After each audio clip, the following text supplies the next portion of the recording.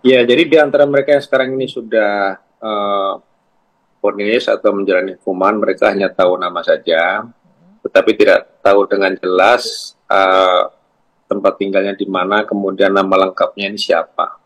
Sehingga mereka hanya memberikan ciri-ciri saja, dan itu mungkin perlu informasi-informasi tambahan terkait untuk pelacakan para pelaku ini, Pak. Jadi selama 8 tahun polisi kesulitan karena minimnya informasi itu saja.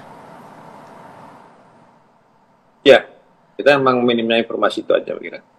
Karena ini kalau sebagai masyarakat umum kan melihat ini Pak, ini ke 11 orang ini merupakan satu geng motor. Artinya geng motor itu kan pasti mereka punya bonding yang cukup kuat ya Pak ya, kenal satu sama lain.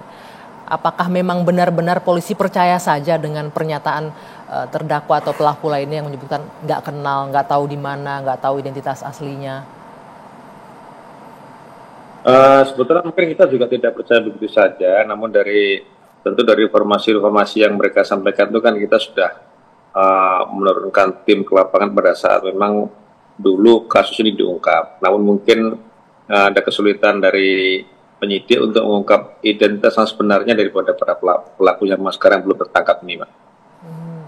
Tapi lokasinya sudah diketahui. Kalau kita lihat kan di DPO yang diterbitkan oleh Polda Jabar diketahui lokasinya ya Pak ya?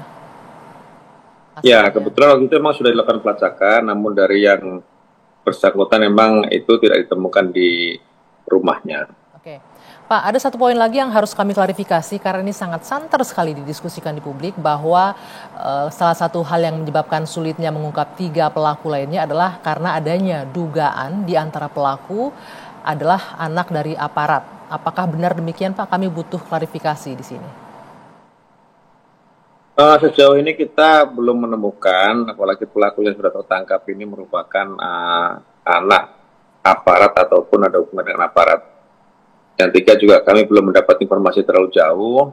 Namun sebenarnya yang menjadi korban justru putra salah seorang anggota kami yang ada di Cirebon. Dan juga kami mendapatkan informasi di antara pelaku yang sudah sedang menjalani hukuman saat ini, bahkan mengaku dia tidak tahu menahu begitu. Benar nggak demikian Pak? Hanya diambil saja Ya, kemudian menurut dijadikan keterangan sebagai mereka, tersangka. iya, iya, memang dalam keterangan mereka seperti itu. Mereka tidak tahu menahu tentang kejadian itu. Itulah kami makanya sulitnya melacak keberadaan dari 3 orang yang sampai sekarang belum tertangkap. Oke, kemudian ini juga mau mengkonfirmasi sekali lagi tadi Mbak Marliana menyebutkan sempat ditahan oleh Intel untuk melanjutkan proses produksi film. Benarkah demikian dan mengapa alasannya?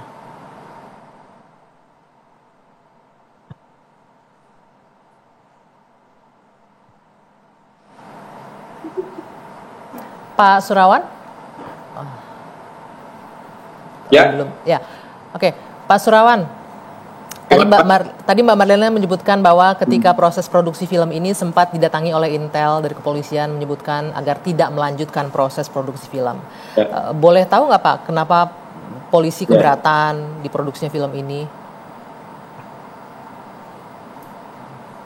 Kami justru belum tahu terkait informasi masalah itu. Kalau memang dari pihak keluarga ada yang untuk meretak, baik nanti juga memberikan informasi kepada kami ataupun melaporkan kepada kami supaya kami bisa menelusuri dari pihak mana yang melarang produser maupun pihak keluarga untuk melakukan pembuatan film ini, Mbak.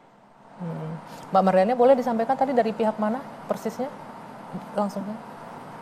Saya persisnya kurang tahu ya. Hah? Cuman dia menyebutkan bahwa mereka itu Intel. Mereka itu Intel? Iya, Nggak menyebutkan dari Polda mana atau Polres tidak. mana? Oke, hanya sampai informasi seperti itu aja Pak Surawan yang diterima dari Intel begitu Ya, menyebutkannya. iya.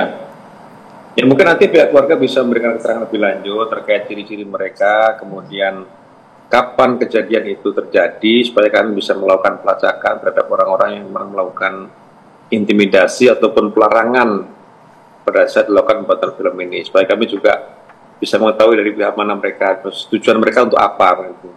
Nanti Oke. mohon dari pihak keluarga juga memberikan informasi lengkapnya pada kami supaya kami bisa menelusurinya nanti. Oke. Nah Pak Surawan, boleh nggak mungkin dielaborasi sedikit lagi? Dari ke-11 pelaku itu masing-masing pasal apa yang diterapkan ke para tersangka? Rata-rata mereka terkena pasal 340 junto 338. Jadi di antara 8 tersangka itu 7 diantaranya vonis seumur hidup, kemudian satu lagi vonis 8 tahun karena memang pada saat kejadian itu masih di bawah umur ya. Dan sekarang dia sudah keluar dari lembaga. Sementara untuk yang 3 lainnya ini? Untuk yang 3 ini mungkin nanti kita kenakan dengan pasal yang sama, tergantung nanti pada saat kita sudah mendapatkan ketiganya, nanti kita lihat dari hasil pemeriksaan mereka, keterlibatan mereka, apakah mereka memang sebagai yang menyuruh melakukan atau mereka pelaku atau turut serta, nanti kita lihat dari pemeriksaan ketiganya, Mbak. Oke, baik. Pak, ini kan 8 tahun berlalu, kenapa baru ramainya menerbitkan DPO ini sekarang, Pak Surawan? Kenapa nggak sebelumnya juga diterbitkan DPO jauh-jauh? So, DPO sudah ada dari dulu itu untuk DPO-nya.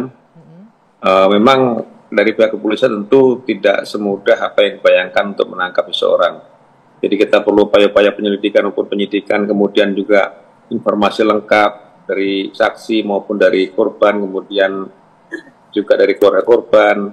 Namun dari beberapa petunjuk yang ada memang belum mengarah pada pelaku yang kita cari, Pak. Bukan berarti kita diam selama ini.